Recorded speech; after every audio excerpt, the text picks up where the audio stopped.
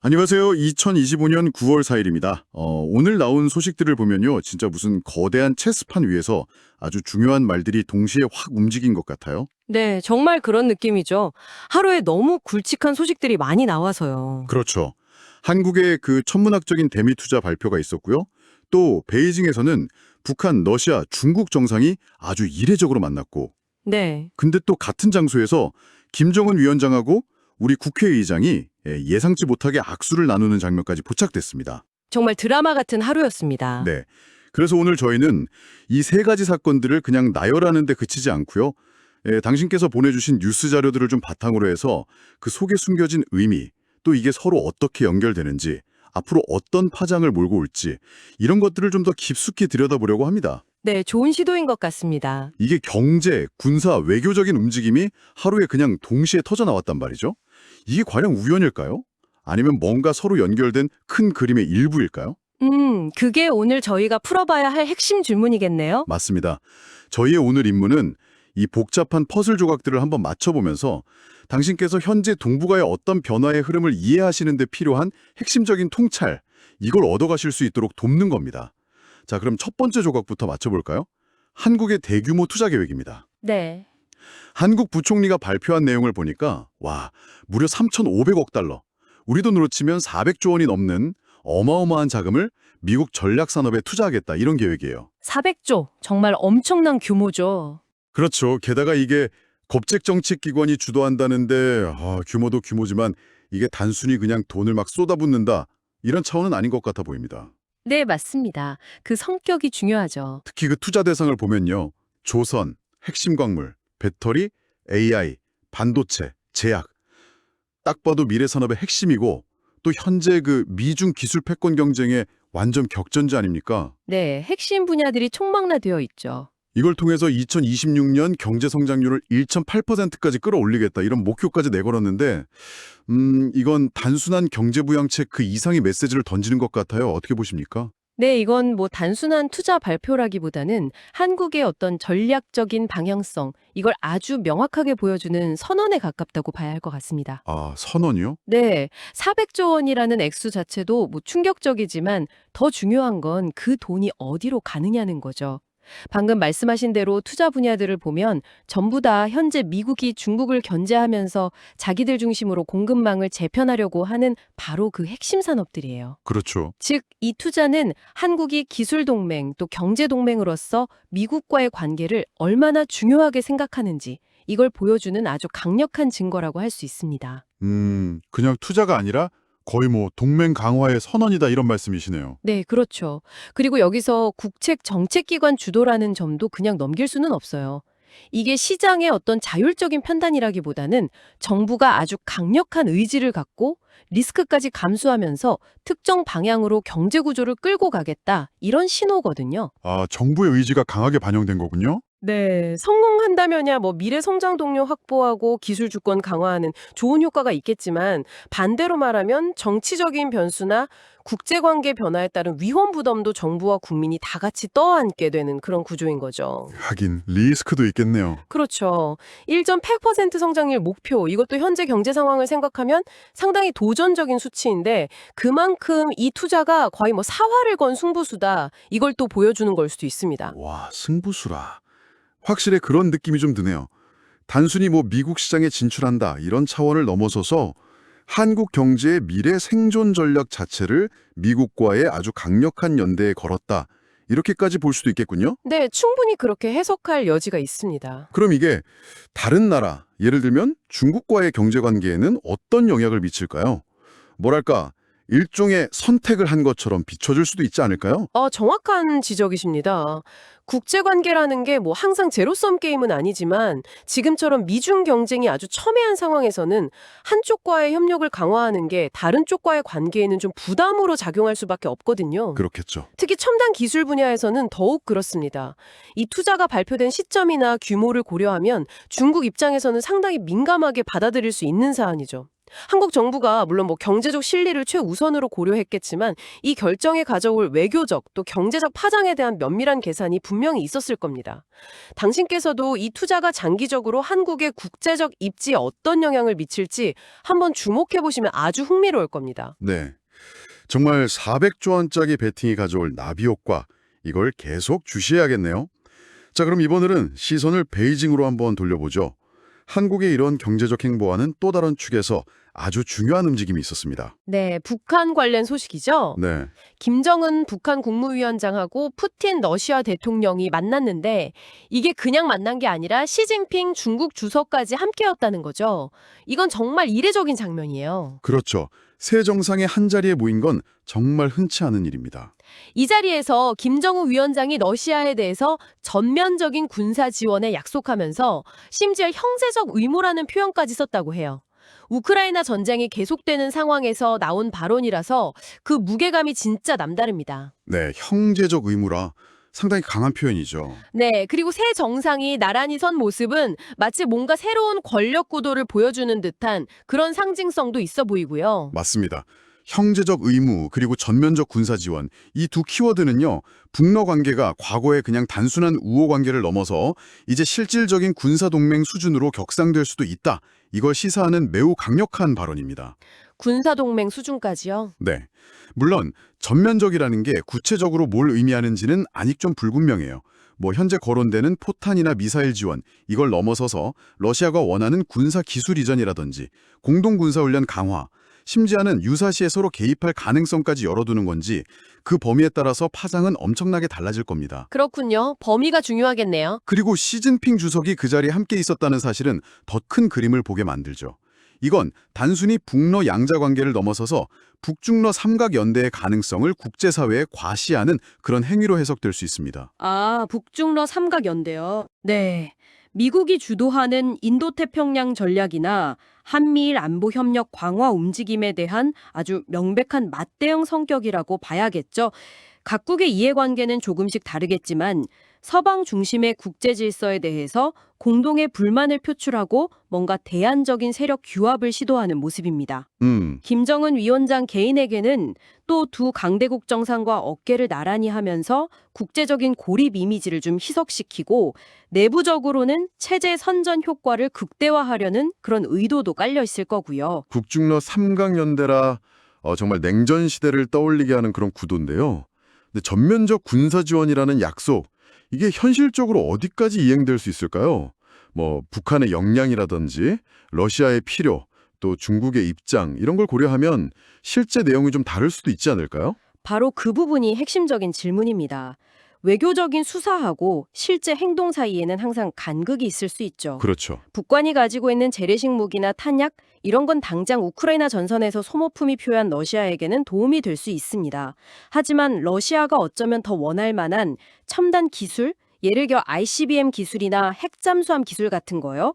이런 걸 북한이 선뜻 내줄지는 좀 미지수예요. 아, 그건 좀 다르겠네요. 그렇죠. 얻는 것과 잃는 것을 철저히 계산할 테니까요.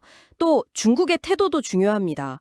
북중러 연대를 과시하면서도 서방 제재를 받고 있는 러시아나 북한하고 너무 깊숙이 엮이는 건 또 부담스러울 수 있거든요. 아, 중국 입장에서는요? 네.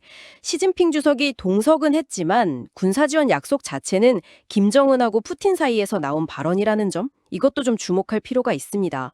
중국은 아마도 상황을 좀 관리하면서 자기들 이익을 극대화하려는 어떤 전략적인 모호성, 이걸 유지할 가능성이 높다고 봅니다. 그렇군요. 겉으로 보이는 강력한 메시지 이면에 각국의 아주 복잡한 셈법이 숨어 있다는 거네요.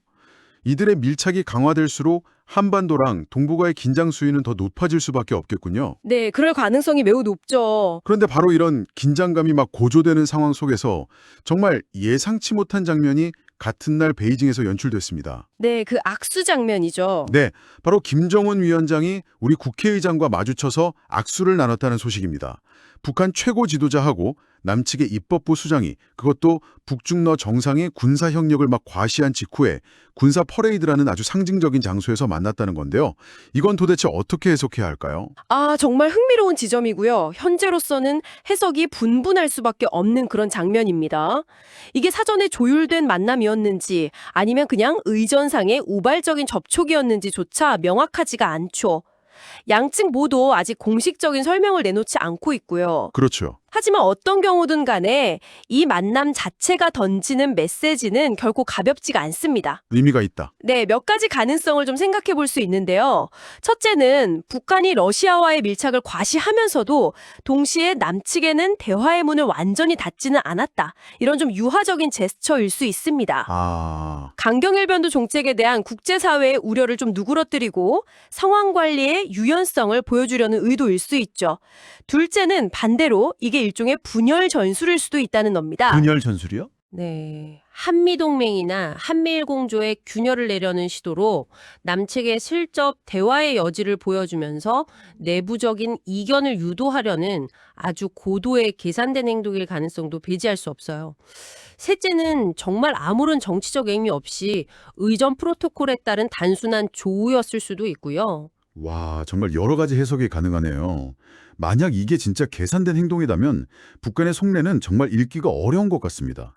한 손에는 형제적 의무를 외치면서 군사협력을 약속하고 다른 한 손으로는 남측 고위 인사와 악수를 나누는 모습이니까요. 네, 그렇죠. 아주 상반된 신호처럼 보이죠. 당신께서는 이 악수가 그냥 단순한 해프닝일까요? 아니면 뭔가 숨겨진 의미가 있는 신호라고 보시나요? 현재로서는 단정하기는 어렵습니다만 북한의 과거 행태를 좀 볼 때 이걸 단순한 해프닝으로 치부하기는 좀 어렵지 않나? 그런 쪽에 조금 더 무게를 두고 싶습니다. 아, 단순 해프닝은 아닐 것이다. 네. 북한 외교는 항상 보면 굉장히 다층적이고 계산적인 면모를 보여왔거든요. 특히 최고 지도자의 동선이나 접촉은 아주 철저히 통제되고 기획되는 경우가 많습니다. 하긴 그렇죠. 네. 따라서 설령 이게 우발적으로 보였다 하더라도 그 상황 자체를 허용한 것, 거기에는 어떤 의도가 담겨 있을 가능성이 높다고 봅니다. 다만 그게 실질적인 관계 개선 의지인지 아니면 다른 목적을 위한 어떤 전술적인 행동인지는 앞으로 북한의 후속 조치들을 좀 지켜봐야 판단할 수 있을 겁니다.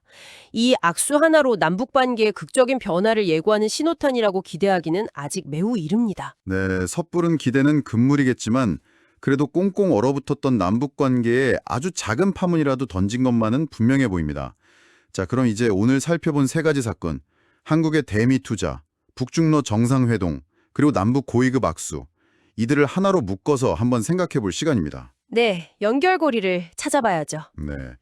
표면적으로는 이게 경제, 군사, 외교, 각기 다른 영역의 소식들인데 이게 과연 서로 어떻게 연결될 수 있을까요? 저는 이 세 사건이 동북아시아라는 어떤 지정학적 무대 위에서 거의 동시에 펼쳐진 힘겨루기의 단면들을 보여준다. 이렇게 생각합니다. 힘겨루기의 단면들. 네. 각각의 사건은 서로에게 영향을 주고받는 어떤 연쇄환응의 일부일 수 있다는 거죠. 예를 들어서 한국의 그 400조 원대 대미 투자는 단순한 경제 협력을 넘어서요. 강화되고 있는 북중러 밀착 구도에 맞서서 한미 동맹을 경제, 기술, 공급망 차원에서 더 굳건히 하려는 뭐랄까 경제적 방어선 구축 시도 이렇게 해석될 수 있습니다. 한국의 어느 쪽에 더 무게를 둘 것인지 명확히 보여주는 행보인 거죠. 아, 북중러 밀착에 대한 대응 성격이 있다는 거군요. 네, 충분히 그렇게 볼 수 있습니다. 반대로 북중러 정상의 베이징 회동과 군사협력 약속은 점차 강화되는 한미일 안보공조와 미국의 인도 태평양 전략에 대한 아주 직접적인 맞대응 카드라고 볼 수 있습니다. 그렇죠. 너희가 뭉치면 우리도 뭉친다 이거죠. 네, 너희가 뭉치면 우리도 뭉친다. 딱 그 메시지를 명확히 던진 거죠. 특히 중국이 이 자리에 함께 함으로써 이 연대가 단순한 북러 양자 관계를 넘어서 더 큰 지정학적 함의를 갖는다는 점을 부각시킨 거고요. 그렇게 보니 정말 서로 작용과 반작용처럼 보이기도 하네요. 한쪽에서 동맥을 강화하면 다른 쪽에서도 결속을 다지는 식으로요. 그럼 그 속에서 나온 남북 고위급의 악수는 어떤 의미로 연결될 수 있을까요? 강대강 대치 속에서 나온 정말 예상 밖의 장면이었잖아요. 바로 그 악수가 이 복잡한 방정식의 변수이면서 또 가장 해석하기 어려운 부분입니다. 만약 한국의 대미 투자가 어떤 경제적 압박 카드로 작용하고 또 북중러 밀착이 군사적 긴장에 높이는 상황이라면 북한 입장에서는 이 악수를 통해서 약간의 좀 숨쉴 공간을 만들거나 국제사회의 시선을 분산시키려는 그런 전술적 카드로 활용했을 가능성이 있습니다. 아, 전술적인 카드. 네, 즉 강대강 대치 국면을 주도하면서도 동시에 대화나 협상의 여지를 완전히 차단하지는 않음으로써 상황을 좀 유리하게 이끌어가려는 그런 다층적 전략의 일환일 수 있다는 거죠. 물론 이게 진정한 대화 의지인지 아니면 시간 벌기나 기만전술인지는 여전히 불확실합니다. 와, 정말 얽히고 설킨 실타래 같습니다. 경제적인 결정이 안보적인 선택과 분리될 수가 없고 군사적 동맹 강화 움직임 속에서도 예측 불가능한 외교적 제스처가 나타나는 걸 보면 현재 동북아 정세가 얼마나 유동적이고 복잡하게 돌아가고 있는지 진짜 실감하게 되네요. 네, 정말 그렇죠. 400조 원이라는 경제적 베팅, 형제적 의무라는 군사적 약속, 그리고 짧지만 아주 의미심장한 악수까지. 이 모든 조각들이 앞으로 어떤 그림을 완성해 나갈지 정말 한치 앞을 내다보기가 어렵습니다.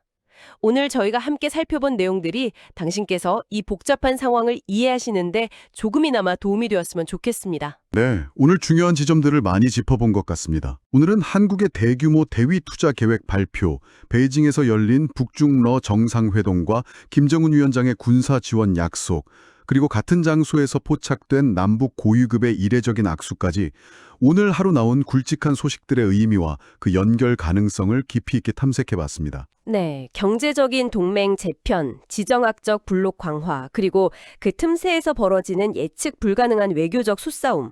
오늘 논의된 내용들은 앞으로 동북아, 나아가 세계 질서의 변화를 읽는 아주 중요한 키워드가 될 겁니다. 그렇죠. 여기서 마지막으로 당신께 한번 생각해볼 만한 질문을 하나 던지고 싶습니다. 네, 어떤 질문일까요? 이렇게 경제적 이해관계와 군사 안보적 동맹이 노골적으로 얽히고 아주 빠르게 재편되는 신냉전 혹은 복합 경쟁 시대에 우리 다 전혀 예상하지 못했던 방식으로 터져나올 수 있는 다음 블랙스완, 즉 지정학적 혹은 경제적 충격파는 과연 무엇일 수 있을까요? 예를 들면 지금은 별로 주목받지 못하는 제3의 지역에서 어떤 대리전 양상이 벌어진다거나 혹은 전혀 예상치 못한 국가들 간의 새로운 기술 동맹이 불쑥 부상하는 시나리오 같은 건 말입니다. 정말 흥미로우면서도 중요한 질문이네요. 현재의 이 흐름이 또 어떤 예상치 못한 결과를 낳을지 계속 주시하고 고민해야 할 것 같습니다. 오늘 저희와 함께 이 복잡하고 중요한 소식들을 깊이 있게 탐색해 주셔서 감사합니다. 다음에 또 흥미로운 주제로 다시 찾아뵙겠습니다. 네, 감사합니다.